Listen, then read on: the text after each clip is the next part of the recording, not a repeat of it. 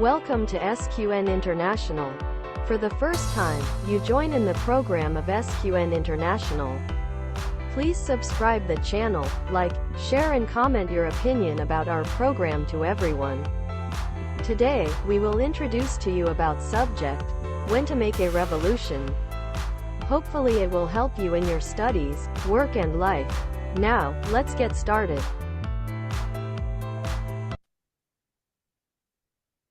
First we must know about revolution.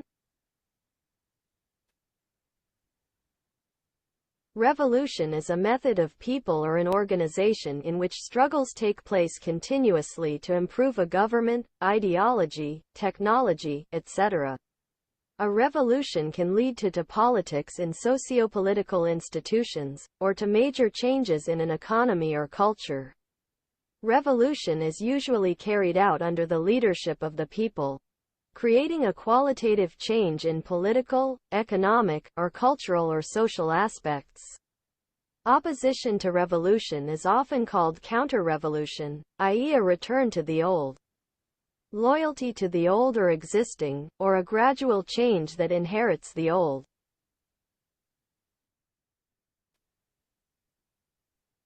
There are many types of revolution, but in general they include the following types. 1. Social revolution. 2. Political revolution. 3. Cultural revolution. 4. Economic revolution. 5. Industrial revolution. 6. Science revolution. Today's program is only about political revolution. Please watch it.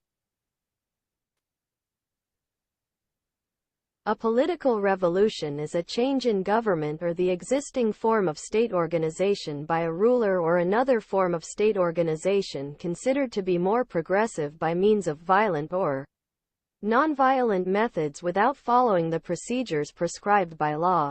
Political revolutions are often brought about by violence, and major changes in the apparatus of power often have more rapid results than by the use of violence.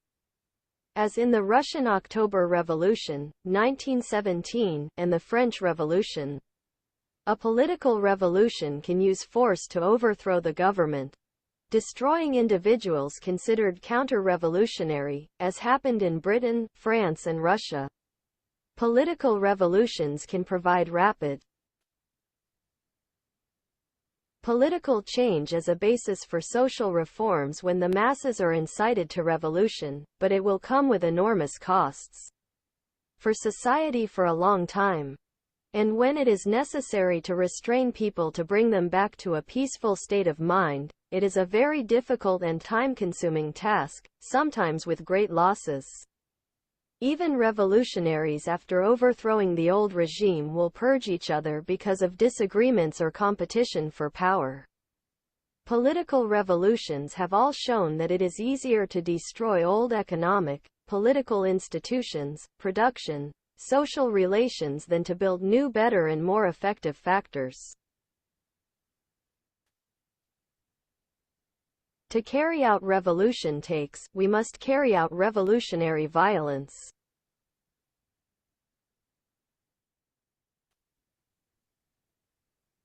The role of revolutionary violence is reflected in its popularity. It stems from the fact that in every revolution there must be revolutionary violence in order to achieve victory, to seize power. The revolutionary leadership class and the masses must use revolutionary violence. According to logic and history proved, the ruling classes never give up the government if the ruled class does not use revolutionary violence, and when it won the new government, it will not have enough strength to dominate.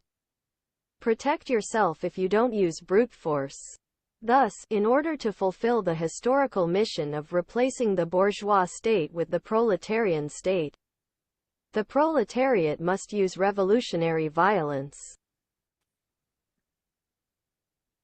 affirming the decisive role of revolutionary violence in winning the war. Authority does not mean dismissing the role of the peaceful method. The peaceful method can take power when the ruling class has no violent apparatus or the violent apparatus no longer has the will to oppose the ruled class. Ready to compromise if it achieves its interests with the oppressed class, treat. Because the possibility of gaining power by the peaceful method is very low. It is necessary to take advantage of the right time because this is also the person who has the least suffering with the people and is the most beneficial. Why is revolutionary violence inevitable?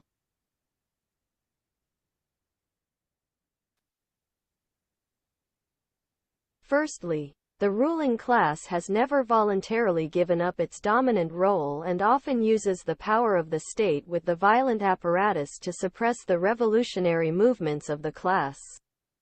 Because the ruling class uses counter-revolutionary violence, in order to win, overthrow the ruling class and seize power of the ruled class, it is necessary to use revolutionary violence. Second, in history, no revolutionary movement has won power by a peaceful way without violence. In all cases, the revolutionary class that wants to seize power must use violence as a support. Ready to crush the resistance with counter-revolutionary violence of the ruling class. Third, the peaceful method to win does not guarantee the strength of the masses, of the ruled class to keep the government. Fourth, the current trend of dialogue still recognizes Marxist views on violent revolution. Because the trend of dialogue is created by the growth of the revolutionary and peaceful movements. By the balance between revolutionary violence and counter-revolutionary violence. When will start the revolution?